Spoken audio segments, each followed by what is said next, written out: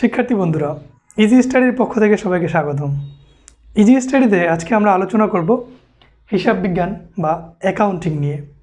শিক্ষাজীবনের সকল পর্যায়েই এই হিসাব বিজ্ঞান বিষয়টি অত্যন্ত গুরুত্বপূর্ণ। বিশেষ করে স্নাতক, এইচএসসি, এসএসসি বা স্নাতকোত্তর পর্যায়ে এই বিষয়টি থেকে নানান ধরনের প্রশ্ন থেকে থাকে। এছাড়াও এইচএসসি কমার্স বা এসএসসি কমার্সের শিক্ষার্থীদের জন্য হিসাব বিজ্ঞান বিষয়টি তো অত্যন্ত গুরুত্বপূর্ণ বিষয়। তাই আজকে আমরা হিসাব বিজ্ঞানের বেসিক বিষয়টি নিয়ে আলোচনা করব। হিসাব বিজ্ঞান বলতে আমরা কি বুঝি তাই নিয়ে। চলুন শুরু করা যাক।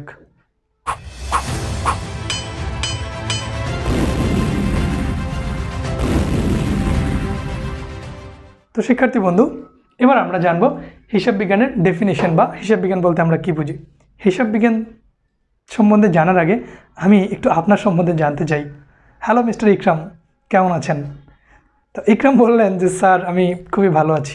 তা আমি জানি ইকরাম ব্যবসা করছেন, ইদানিং সে ভালো গাড়ি নিয়ে চলছে।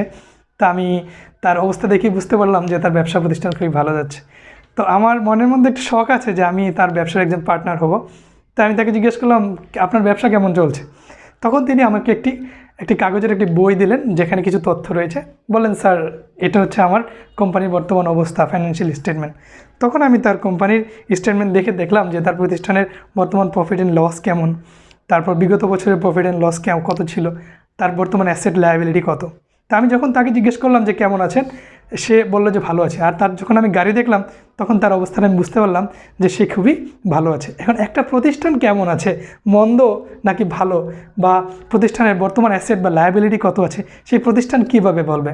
প্রতিষ্ঠানের বলার মাধ্যম হচ্ছে অ্যাকাউন্টিং বা হিসাব বিজ্ঞান।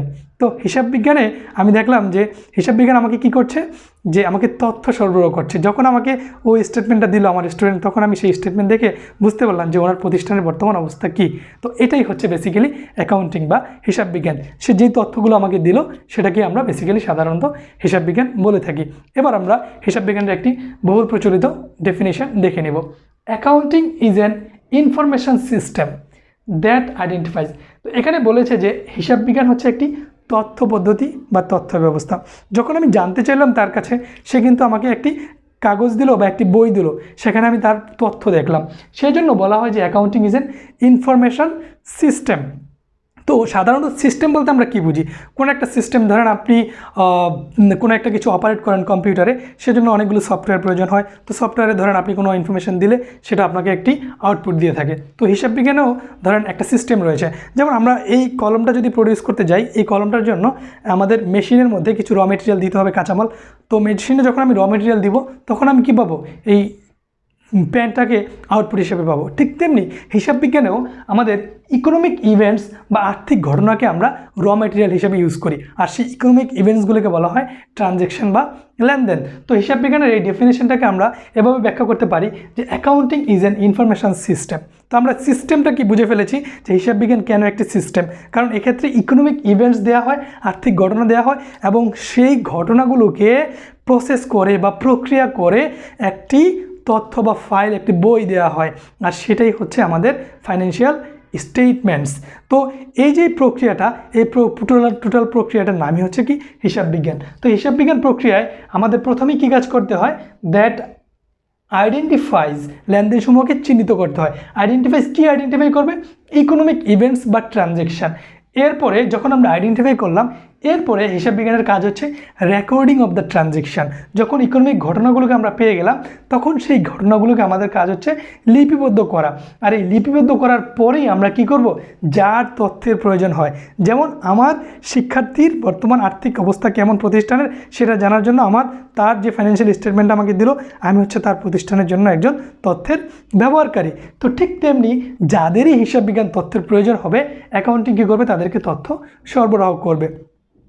তো ধরুন এবার আমি নিজে একটি ব্যবসা প্রতিষ্ঠান পরিচালনা করলাম, আমি একটি ব্যবসা শুরু করলাম। এখন আমি জানতে চাই, আমি 10 লক্ষ টাকা দিয়ে ধরুন ব্যবসাটা শুরু করলাম। তো 1 বছর পরে আমি জানতে চাই যে আমার প্রতিষ্ঠানের বর্তমান প্রফিট অ্যান্ড লস কত টাকা। তখন আমি দেখলাম যে আমার প্রতিষ্ঠানের কী পরিমাণ প্রফিট হয়েছে। তো এখন আমি ডিসিশন নেব যে আমি আমার প্রতিষ্ঠানটাকে ফার্দার কন্টিনিউ করব কি না। কন্টিনিউ করার জন্য এক্ষেত্রে আমাকে কিছু বিষয় দেখতে হয় যে আমার প্রতিষ্ঠানের অ্যাসেট বা সম্পদের পরিমাণ বৃদ্ধি পেয়েছে কিনা বা প্রফিট হয়েছে কিনা। যদি দেখি যে আমাদের প্রতিষ্ঠান লস করছে, সেক্ষেত্রে আমি প্রতিষ্ঠানটাকে বন্ধও করে দিতে পারি, আবার প্রতিষ্ঠানটাকে কন্টিনিউ করতে পারি। তো এভাবে হিসাব বিজ্ঞান আমাকে কি করছে, সিদ্ধান্ত গ্রহণ করতে সহযোগিতা করছে, কিসের মাধ্যমে, তথ্য সরবরাহের মাধ্যমে। তো তাই আমরা হিসাব বিজ্ঞানের যে প্রধান উদ্দেশ্যকে বলা হয় যে তথ্য সরবরাহ করা। তো শিক্ষার্থী বন্ধুরা, তো আমরা যে ডেফিনেশনটা এখানে লিখেছি যে accounting is an information system that identifies, records and communicates economic events of an organisation to permit inform judgements. তো আমি একটু আগেই বলছিলাম যে আমার প্রতিষ্ঠানে বর্তমানে প্রফিট ও লস সেটা দেখে আমি ডিসিশন নেব যে আমি প্রতিষ্ঠানটা কন্টিনিউ করব কি না। তার মানে আমাকে কি করতেছে অ্যাকাউন্টিং, পারমিট ইনফর্ম জাজমেন্টস, হিসাব বিজ্ঞান আমাকে সহায়তা করতেছে ইনফর্ম জাজমেন্টস।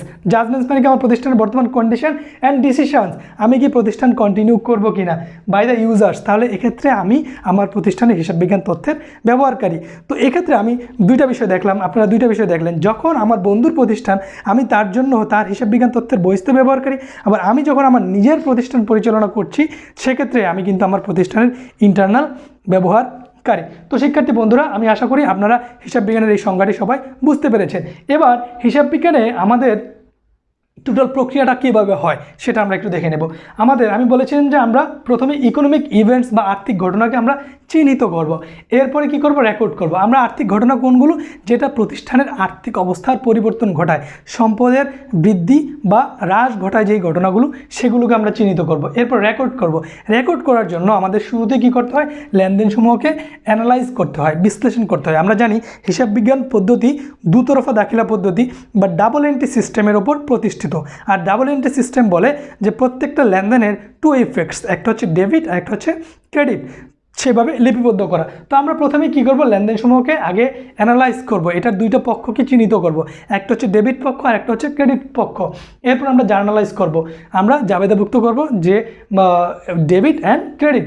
এরপর আমরা সেই তথ্যগুলোকে আমরা প্রত্যেকটার নামে আলাদা আলাদা, যেমন আমি শুরুতে বলছিলাম যে প্রত্যেকটা লেনদেনের আমরা দুইটা ইভেন্টস বা দুইটা পক্ষে ডিভাইড করব, একটা হচ্ছে ডেবিট আর একটা হচ্ছে কি ক্রেডিট, বা দুইটা ইফেক্টসকে আমরা দেখাবো, একটা হচ্ছে ডেবিট ইফেক্টস, একটা হচ্ছে ক্রেডিট ইফেক্টস। তো আমরা এক্ষেত্রে একটা ট্রানজ্যাকশনের এক্সাম্পল দিতে পারি, যেমন একটি প্রতিষ্ঠানের জন্য 10,000 টাকা দিয়ে একটি আসবাবপত্র ক্রয় করা হলো। সেক্ষেত্রে আমরা এখানে দুইটি ইফেক্টস আমাদের খুঁজে বের করতে হবে, একটা হচ্ছে আসবাবপত্র আর একটা হচ্ছে যদি আমরা নগদ টাকা দিয়ে কিনি তাহলে সেক্ষেত্রে নগদ টাকা। তাহলে আমাদের দেখতে হবে এক্ষেত্রে প্রতিষ্ঠানের যে আমাদের সম্পদের কি হয়েছে, যেহেতু আমি বলেছি যে প্রত্যেকটা ট্রানজ্যাকশন বা লেনদেন আর্থিক অবস্থার পরিবর্তন ঘটাবে, সম্পদের হ্রাস বা বৃদ্ধি ঘটাবে, বা আপনার দায় বা লায়াবিলিটি বা ওনার সিকিউরিটির হ্রাস বা বৃদ্ধি ঘটাবে। তো সেক্ষেত্রে এই যে ট্রানজ্যাকশনটা বললাম যে একটি আসবাবপত্র ক্রয় করা হলো 10,000 টাকা দিয়ে, তাহলে এই 10,000 টাকা দিয়ে আমি আমার আসবাবপত্র ক্রয় করাতে আসবাবপত্র নামক একটা সম্পদ আমার প্রতিষ্ঠানে আসলো আর নগদ টাকা নামক সম্পদ চলে গেল। আর আমরা জানি সম্পদ বৃদ্ধি পেলে ডেবিট হয় আর সম্পদ হ্রাস পেলে ক্রেডিট হয়। সেক্ষেত্রে আমরা লিখবো আসবাবপত্র ডেবিট এবং নগদান হিসাব ক্রেডিট। তাহলে এই যে আমরা প্রথমে জার্নাল করার জন্য একসাথে লিখলাম যে আসবাবপত্র হিসাব ডেবিট, নগদান হিসাব ক্রেডিট।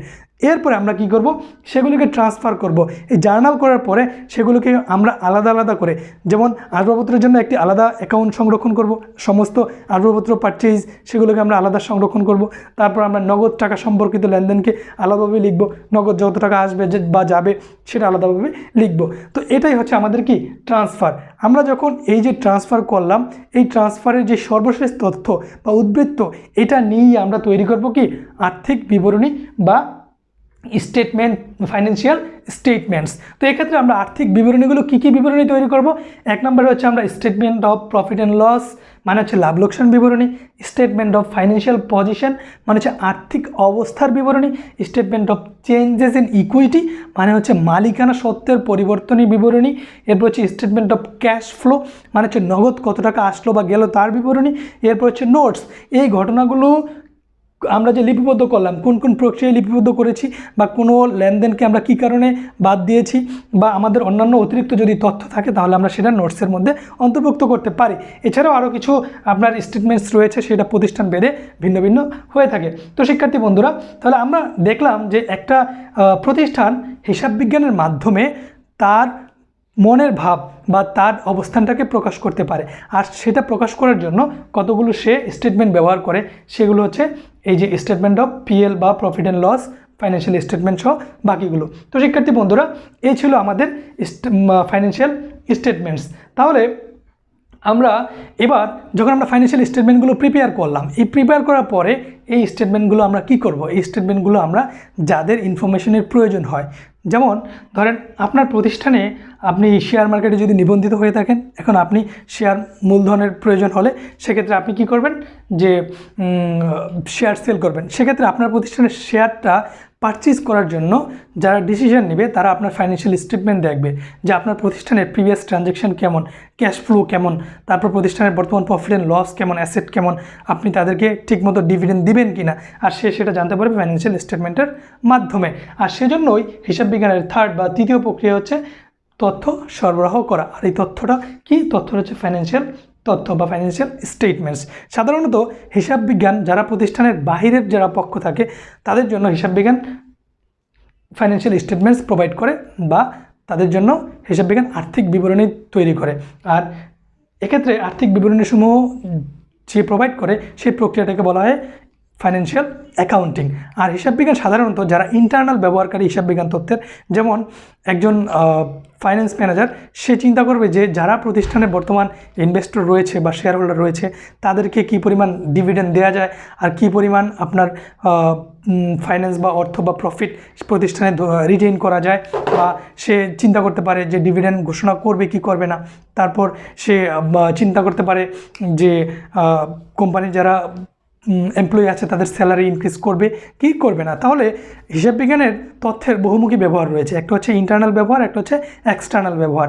সাধারণত হিসাব বিজ্ঞান প্রক্রিয়ায় যারা প্রতিষ্ঠানের অভ্যন্তরীণ ব্যবহারকারী, বিশেষ করে যারা কোম্পানির ডিরেক্টর, ম্যানেজার, সুপারভাইজার রয়েছেন, এরা সাধারণত প্রতিষ্ঠানের ইন্টারনাল অ্যাকাউন্টিং বা অভ্যন্তরীণ তথ্য ব্যবহার করেন। এক্ষেত্রে তারা বেসিক্যালি ম্যানেজমেন্ট অ্যাকাউন্টিংয়ের উপর বেশি ডিপেন্ডেন্ট। আর ফাইন্যান্সিয়াল অ্যাকাউন্টিংটাও তাদের প্রয়োজন হতে পারে, তবে ফাইন্যান্সিয়াল স্টেটমেন্টস বা ফাইন্যান্সিয়াল অ্যাকাউন্টিংটা বেসিক্যালি যারা বাইরের পক্ষ রয়েছে তাদের জন্য প্রিপেয়ার করা হয়। তাই আমরা হিসাব বিজ্ঞান তথ্য থেকে যারা ডিসিশন নিয়ে থাকে তাদেরকে আমরা দুইটা ক্যাটাগরিতে ফেলতে পারি। একটা হচ্ছে হিসাব বিজ্ঞান তথ্যের ইন্টারনাল ইউজার্স, আর একটা হচ্ছে এক্সটার্নাল ইউজার্স। তো আমরা আমাদের আলোচনার মধ্যে ইতিপূর্বে আলোচনা করেছি যে একটা প্রতিষ্ঠানের ডিরেক্টর, ম্যানেজার, সুপারভাইজার বা এমপ্লয়িরা হতে পারে ইন্টারনাল ইউজার, আর যারা প্রতিষ্ঠানের বাইরের পক্ষ রয়েছে, যেমন একজন ইনভেস্টর, সে ডিসিশন নেবে যে আমার প্রতিষ্ঠানে ইনভেস্ট করবে কি করবে না, সেজন্য আমার প্রতিষ্ঠানে সে হচ্ছে বহিস্থ বা external users of accounting information. তারপর হচ্ছে বায়ার্স। বায়ার্স মানে হচ্ছে যে যারা আমার প্রোডাক্টটা কিনবে তারা আমার কোম্পানির মার্কেট রেপুটেশন দেখবে যে অন্যান্য প্রোডাক্টের তুলনায় আমার প্রোডাক্টের কোয়ালিটি কেমন, তারপর আমার কোম্পানির সার্ভিস অফ দ্য প্রোডাক্ট কেমন। তারপর হচ্ছে সাপ্লায়ার। সাপ্লায়ার হচ্ছে কি, যার কাছ থেকে আমি প্রোডাক্টটা কিনবো সে আমাকে বাকিতে প্রোডাক্ট দেওয়ার আগে সে চিন্তা করবে যে আমাদের ফাইন্যান্সিয়াল কন্ডিশন কেমন, আমি তাকে টাকা পরিশোধ করতে পারবো কি না, আমাদের ক্যাশ ফ্লোটা কেমন।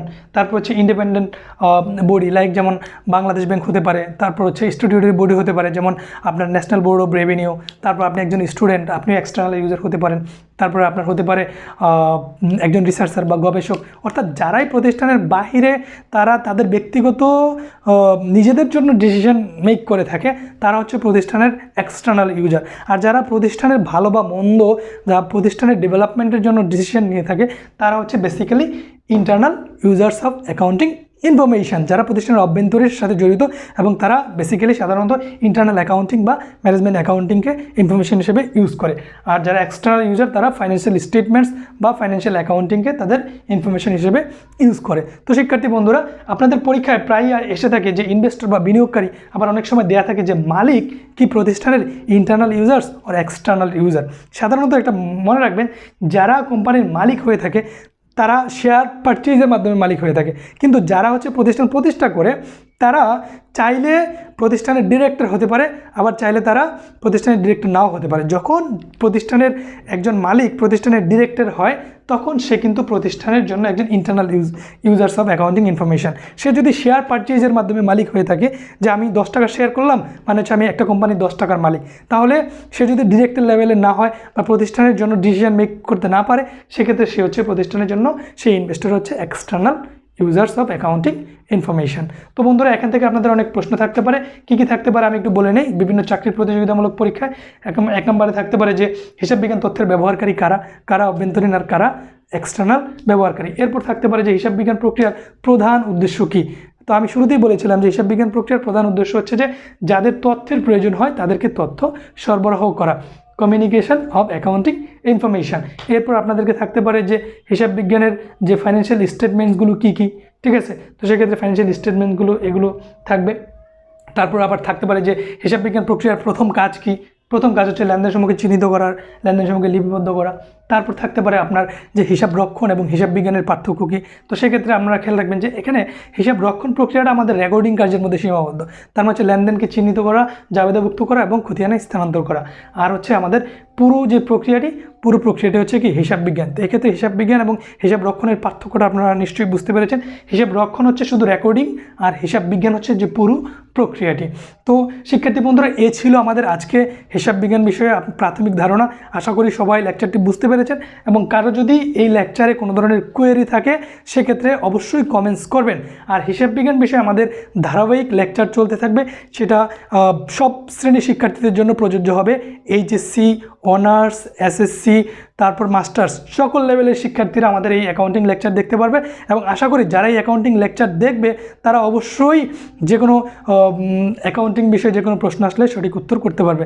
তো বন্ধুরা, আপনারা আমাদের এই ইউটিউব চ্যানেলটি সাবস্ক্রাইব করার মাধ্যমে আপনাদের জ্ঞানকে সমৃদ্ধ করবেন, এবং আপনাদের যারা বন্ধু আছে তাদেরকেও বলবেন যে আমাদের চ্যানেলটিকে সাবস্ক্রাইব করে হিসাব বিজ্ঞান বিষয়ে ধারণা পেতে। এছাড়াও আমাদের এই ইউটিউব চ্যানেলটি অন্যান্য বিষয়েরও তথ্য সরবরাহ করবে, আপনাদেরকে জ্ঞান দেওয়ার ব্যবস্থা করবে। তো সে পর্যন্ত সবাই ভালো থাকুন, সুস্থ থাকুন, এই বলে বিদায় নিচ্ছি। আল্লাহ হাফিজ।